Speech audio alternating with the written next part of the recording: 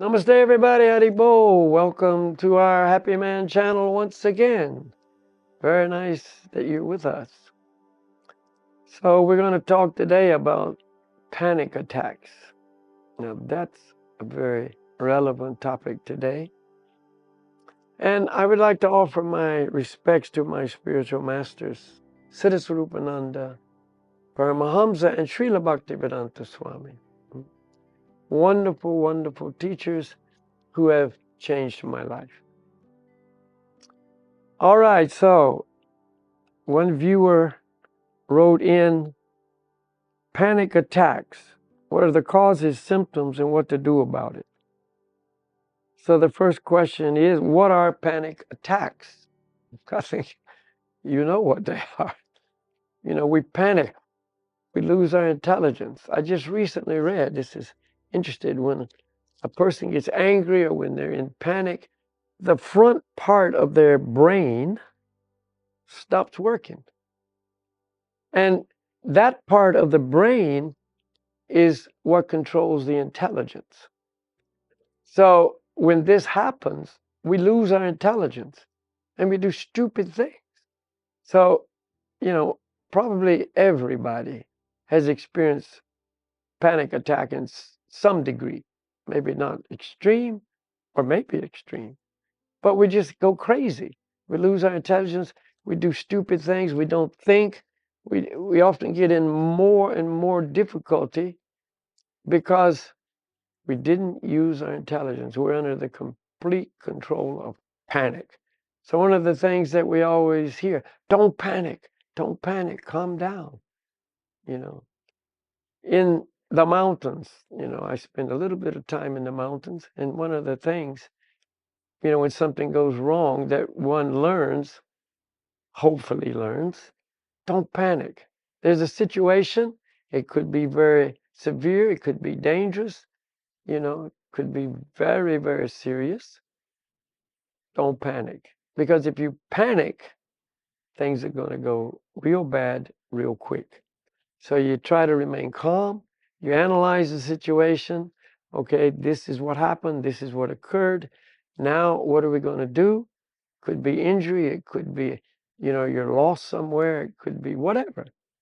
But you don't panic, because then you don't have any intelligence and you usually make things a lot worse real quick. Not to mention the feeling you have. You're desperate. You see, you really are desperate. So don't go there. We have to understand panicking is bad. Yeah, there's a situation, but don't panic. Look at these, things that happen, like say, happens frequently, it seems like in, football matches, soccer matches, big, big match, thousands and thousands and thousands of fans there, and something happens and there's a stampede and people just panic and they just start running and running over people. Somebody falls down, people trample him to death, it's crazy. Concerts, the same thing.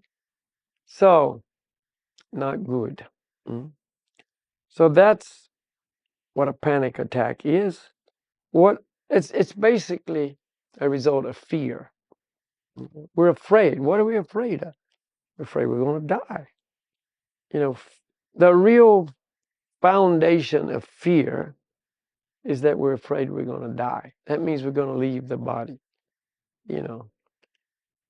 And so we panic. I'm so afraid.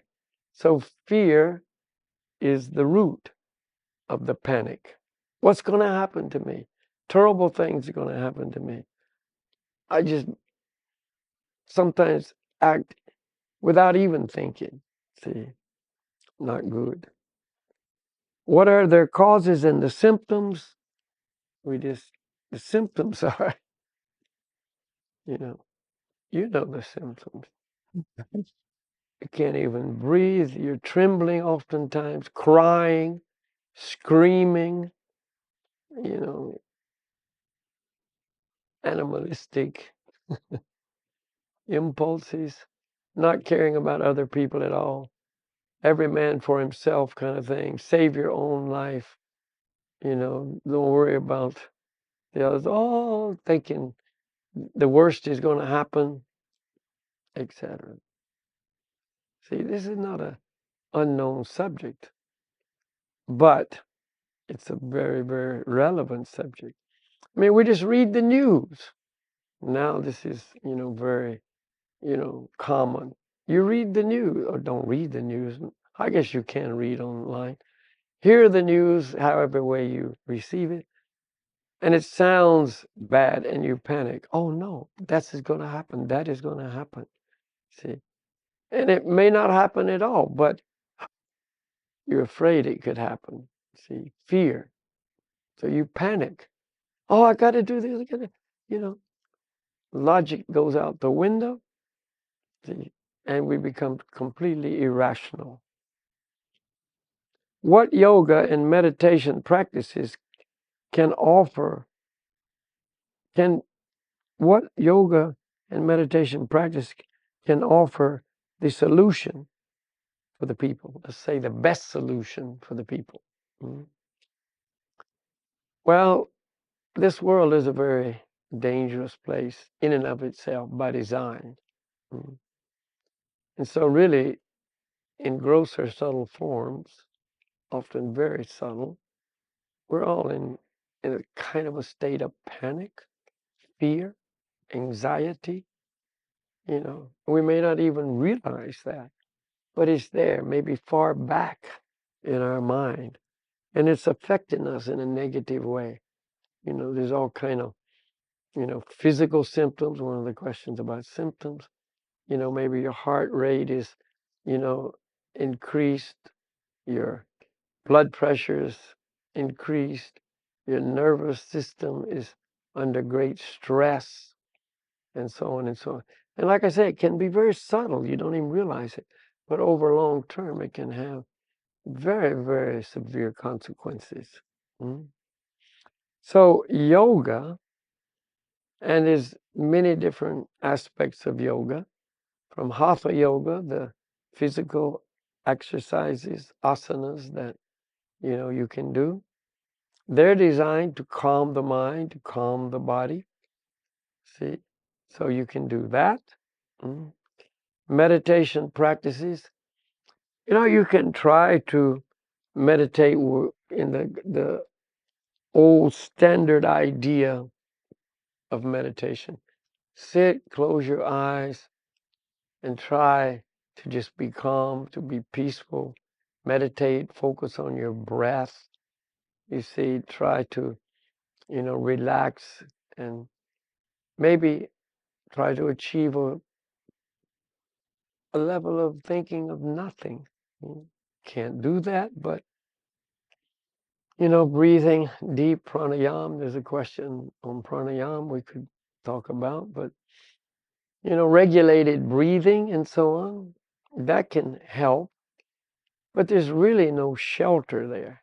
You can also take anti-anxiety pills. There's all kind of pharmaceutical drugs that have been created to calm people down, take away the stress, basically just drug a person out. Doesn't help either, really. In the long run, you will come right back to where you were. So the only real way is to grow spiritually, to really have the shelter of the Supreme Lord, that relationship with the Supreme Lord. And you feel that, you know that, you take shelter there, and this will overcome all the anger, the fear, the frustration, the panic, the anxiety, etc. Because one, you're not the body. See. Number two, you've got this foundation, of that relationship with the Lord that is unshakable. If you've built it, you've come to that point. But to any degree that you're moving toward that foundation, that much will help you to be calm, to be steady, to be peaceful, to have real shelter. The example in the Vedas is often used of a parent and a child. A child knows that he's very weak, very vulnerable, not very capable of protecting himself, taking care of himself. But he knows Dad's strong. He's my shelter. He's my protection. He will take care of me. So if the kid, wanders away from the parent, say Dad's, there, but the kid's out exploring a little bit on his own, going here, looking at that, and something scary happens, what does he do? Immediately runs back, grabs his father's leg and hangs on, hides behind his father. See, that's his shelter. He's dependent on the father.